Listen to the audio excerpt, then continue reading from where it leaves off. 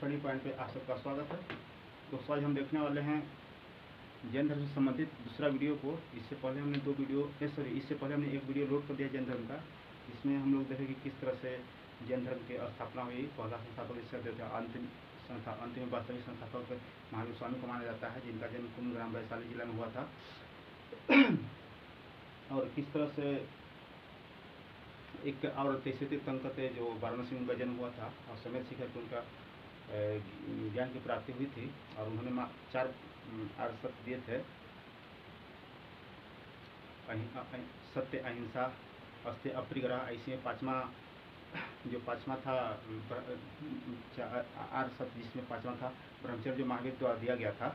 वही इसी क्रम में हम देखते हैं पार्ट 2 को। दोस्तों अगर महावीर स्वामी की जैन धर्म की बात करें तो जैन धर्म में मुख्य रूप से अगर देखा जाए तो महावीर स्वामी सब वास्तविक संस्थापक माने जाते हैं। और इन्होंने ज्ञान प्राप्ति के बाद जब इन्हें रिजपालका नदी के तट पे जागृत ग्राम में ज्ञान प्राप्ति थी, उसके बाद बहुत सारी जगह घूम के इन्होंने अपने धर्म को प्रचार प्रसार किया। इन्होंने नग्नता को कठोरता को ही स्वीकारा और पूरे लाइफ इन्होंने जब 12 वर्ष कठी तपस्या की थी तो एक ही वस्त्र पहने हुए थे। फटते फटते उनको गिर गया, सारा वस्त्र शरीर से गिर गया था और वो बिल्कुल बंधन रहित हो गए थे, जो निर्ग्रंथ जिसको कहते हैं जैन धर्म में। और तो इसी तरह में उन्होंने एक संघ की स्थापना किए थे जिसमें 11 अनुयायी थे। इन्हें गंधर्व कहा गया। क्वेश्चन कभी आ जाए तो कि गंधर्व किसे कहा जाए, तो जो 11 अनुयायी थे जो महावीर द्वारा संघ की स्थापना की थी, 11 अनुयायी थे या शिष्य बोल लीजिए, उन्हें गंधर्व कहा गया। तो महावीर स्वामी ने संघ की स्थापना की जिसमें 11 अनुयायी थे जिन्हें गंधर्व कहा गया। तत्पश्चात 468 ईसा पूर्व में 72 वर्ष की आयु में गौतम बुद्ध की 80 वर्ष की आयु में मृत्यु हुई थी। 483 में इनको 72 वर्ष की आयु में मृत्यु हो गई। 468 ईसा पूर्व में पावापुरी में मृत्यु हो गई। मृत्यु के बाद सुधर्मन को जैन धर्म का संघ का प्रमुख बनाया गया। पावापुरी में मृत्यु के बाद सुधर्मन क्या देखा, सुधर्मन को क्वेश्चन आया कि जैन धर्म में जो लास्ट तीर्थंकर थे 24 तीर्थंकर महावीर, उनकी मृत्यु के बाद इसे जैन धर्म का मैंने संघ का प्रमुख बनाया गया था। तो आप याद रखिएगा सुधर्मन को सुधारने के लिए बनाया गया था। मृत्यु के बाद ही 2 जैन सभा का आयोजन किया गया। प्रथम आयोजन पाटलिपुत्र चंद्रगुप्त मौर्य के शासनकाल में हुआ था और दूसरे जो 34 ईसा पूर्व माना जाता है। और दूसरी जैन सभा की बात करें तो बलभी गुजरात में हुआ था 512 ईस्वी में। तो इसको भी देख लेते हैं। प्रथम पाटलिपुत्र चंद्रगुप्त मौर्य के शासन में 400 BC में स्थूलभद्र की अध्यक्षता में आई थी जिसमें जैन साहित्य 12 अंगों का संकलन किया गया। एक क्वेश्चन पूछता है दोस्तों कि 12 जैन साहित्य 12 अंगों का संकलन किस जैन सभा में किया गया था। तो प्रथम जैन सभा जो पाटलिपुत्र में आई थी इसी में 12 जैन साहित्य का 12 अंगों का संकलन किया गया था। द्वितीय बलभी गुजरात में हुआ। द्वितीय जैन सभा बलभी गुजरात में 512 ईस्वी में हुआ, जिसे देवर्धिगन या क्षमा श्रवण की अध्यक्षता में संपन्न हुई। जैन धर्म का विभाजन चंद्रगुप्त मौर्य के समय में हुआ था। 2 भाग में बट गए थे, श्वेतांबर और दिगंबर। श्वेतांबर के संस्थापक अश्वभद्र माना जाता है, दिगंबर के संस्थापक भद्रबाहु माना जाता है। दोस्तों क्या होता है कि चंद्रगुप्त मौर्य के शासनकाल जब चल रहा था तो मगध में 12 वर्षों का भीषणकाल पड़ा था। तत्पश्चात 12 वर्षों के लिए जो थे दिगंबर जो भद्रबाहु थे, दिगंबर के संस्थापक, वो श्रवण बेलगोला कर्नाटक चले गए थे। और जब 12 वर्षों के भीषणकाल की समाप्ति के बाद जब भद्रबाहु अपने साथियों के साथ जब मगध में लौटे तो यहाँ उनका पुरजोर विरोध हुआ था। और यहाँ जो नेतृत्व कर रहे थे 12 वर्षों तक जो स्थूलभद्र थे, श्वेतांबर के संस्थापक थे। तो इसको देखते हैं। जैन धर्म का विभाजन चंद्रगुप्त मौर्य के शासनकाल में 2 भागों में हो गया। पहला पार्ट था दिगंबर और दूसरा श्वेतांबर। इसमें दोनों में कुछ बेसिक अंतर है। दोनों में ऐसा कुछ है कि जो एक पक्ष है जो पुरानी परंपरा को ही मानते हैं, बदलाव नहीं चाहते हैं, अपरिवर्तनवादी हैं, और दूसरे हैं परिवर्तनशील हैं या परिवर्तन चाहते हैं। आइए इसी को देख लेते हैं। दिगंबर भद्रबाहु जिसका संस्थापक थे और श्वेतांबर को स्थूलभद्र संस्थापक थे। दिगंबर जो भद्रबाहु थे वो पूर्णतः नग्नता को ही स्वीकार करते थे। उनको कहना था कि जो महावीर स्वामी ने उपदेश दिए हैं, जो नग्नता को कठोरता वो समर्पण होता है, उसी को हम लोग लेकर चलेंगे। मगर जो श्वेतांबर के संस्थापक स्थूलभद्र थे वो श्वेत वस्त्र पहनते थे। भद्रबाहु ने बोला दिगंबर को जो संस्थापक भद्रबाहु थे, तो उन्होंने बोला कि स्त्री के लिए मोक्ष संभव नहीं है, क्योंकि नग्नता का प्रधानता दिया भद्रबाहु ने। स्थूलभद्र ने श्वेतांबर संप्रदाय के संस्थापक स्थूलभद्र ने बोले कि स्त्री के लिए मोक्ष प्राप्त करना संभव है, क्योंकि श्वेत वस्त्र धारण करते थे। दिगंबर के अनुसार, भद्रबाहु के अनुसार महावीर स्वामी थे जो एक पुरुष थे या महापुरुष थे, मगर स्थूलभद्रबाहु जो श्वेतांबर के संस्थापक थे, स्थूलभद्र बाहु के अनुसार यह भगवान थे। इनको मूर्ति बनाकर इनको पूजा करते थे लोग। तो ये देखते हैं दिगंबर के अनुसार पुरुष थे या महापुरुष थे, जबकि श्वेतांबर स्थूलभद्र के अनुसार महावीर स्वामी भगवान हैं और मूर्ति पूजा इनका हो रहा था। आइए कुछ जैन साहित्य को देख लेते हैं। जो अर्धमगधी भाषा में एक क्वेश्चन और आपको पूछेगा कि जैन साहित्य जो जैन धर्म जो उपदेश दिया गया किस भाषा में दिया गया, तो प्राकृत भाषा को अपनाया गया था उपदेश देने में।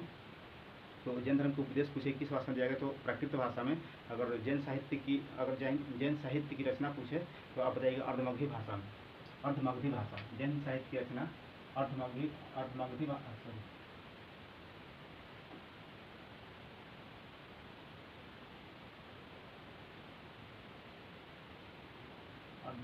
भाषा में हुई। और जैन साहित्य को ही आगम कहा जाता है। क्वेश्चन आपको पूछता है कि आगम किसे कहते हैं, तो जैन साहित्यों का ही आगम कहा जाता है। जैन साहित्यों का आगम कहा जाता है। भगवती सूत्र जो आगे चलकर हम लोग पढ़ेंगे कि जैन अंगुत्तर निकाय बौद्ध धर्म और भगवती सूत्र जैन धर्म संबंधित इसे 16 महाजनपदों की जानकारी मिलती है, जिसमें सबसे शक्तिशाली अगर कोई महाजनपद थी तो मगध थी। तो ये जो भगवती सूत्र है इसे 16 महाजनपदों की भी सूची मिलती है। भगवती सूत्र में दिया हुआ है महावीर एवं अन्य जैन मुनियों का जीवन चरित्र। अगर पूछे कहीं क्वेश्चन है कि भगवती सूत्र में किसका विवरण है या महावीर स्वामी एवं अन्य जैन मुनियों का जीवन चरित्र कौन सा है, तो भगवती सूत्र में वर्णन है। भद्रबाहु द्वारा रचित कल्पसूत्र, भद्रबाहु द्वारा रचित, ये आपको पूछता है क्वेश्चन।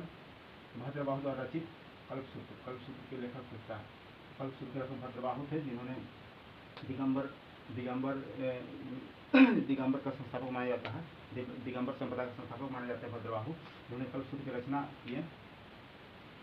और जैन धर्म के प्रारंभिक इतिहास की जानकारी इससे प्राप्त होती है। भद्रबाहु द्वारा रचित कल्पसूत्र से जैन धर्म की प्रारंभिक इतिहास की जानकारी प्राप्त होती है। आइए कुछ अन्य सिद्धांत दिए गए हैं, कहाँ वर्णन है, अंग का विस्तार दिए गए हैं। तो अंग 12 अंग या अंग 12 में जैन सिद्धांत को वर्णन मिलता है।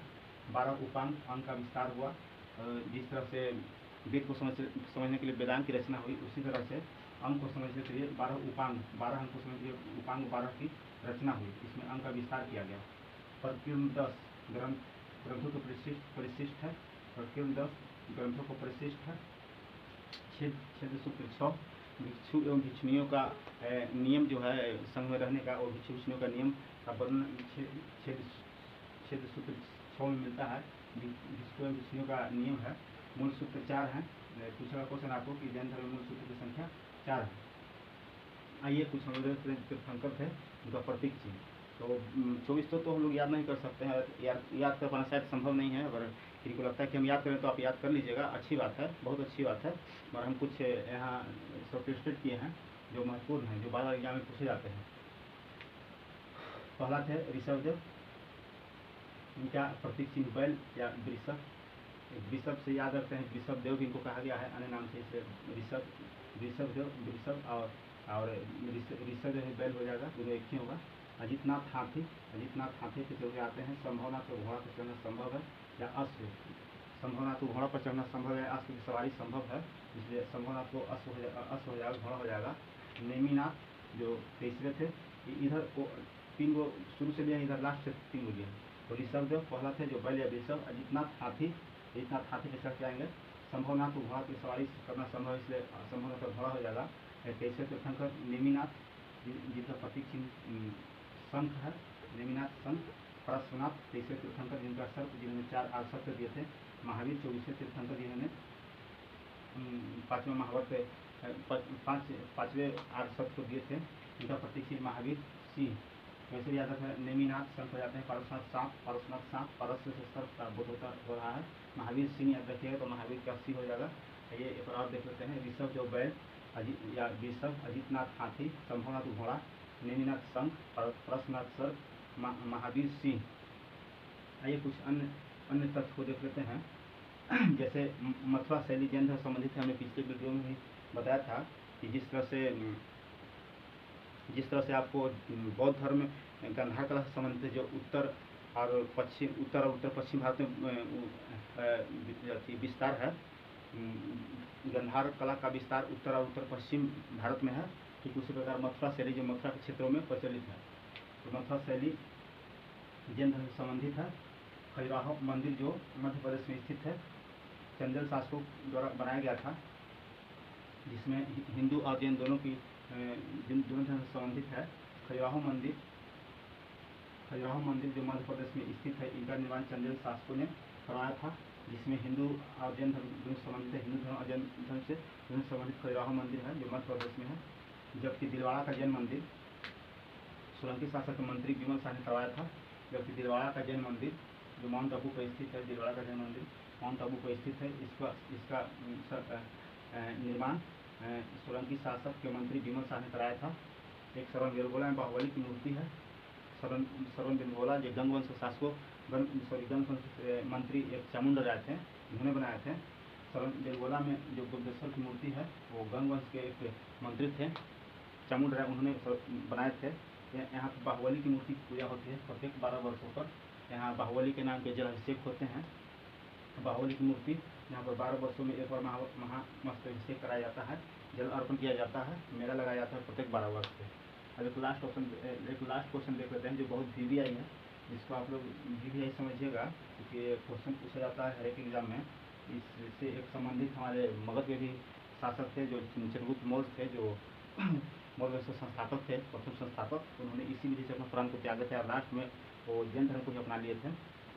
तो संलेखन या संथा विधि यह विधि है जिसमें भूखे रहकर अपना शरीर को त्यागना है। जितना कष्टदायक आप जिंदगी को मतलब कर लेंगे अपने आप से, जैसे भूखे रहकर, प्यासे रहकर, जितना कष्ट में आप प्राण को त्यागेंगे उतना ही आपको मोक्ष की प्राप्ति होगी, उतना ही अच्छे मोक्ष की प्राप्ति होगी।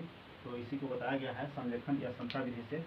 और इसी के तहत चंद्रगुप्त मौर्य जो मौर्य वंश के प्रथम शासक थे या संस्थापक आप बोल लीजिए, जो बिंदुसार के पिता थे चंद्रगुप्त मौर्य, इन्होंने प्राण त्यागे थे कर्नाटक में जाकर के, श्रवण बेलगोला में जाकर के संथा विधि द्वारा। तो आइए पर फाइनल रिवीजन कर लेते हैं। महावीर स्वामी ने संघ की स्थापना की, जिसमें 11 अनुयायी थे जिन्हें गंधर्व कहा जाता था। 467 BC में 72 वर्षीय आयु पावकों में मृत्यु के बाद सुधर्मन संघ का प्रमुख बना। मृत्यु के बाद 2 जैन सभाएं का आयोजन किया गया। प्रथम जैन सभा का आयोजन पाटलिपुत्र चंद्रगुप्त मौर्य शासनकाल में 400 ईसा पूर्व अस्तुलभद्र की अध्यक्षता में आयोजित किया गया, जिसमें जैन साहित्य 12 अंगों का संकलन किया गया।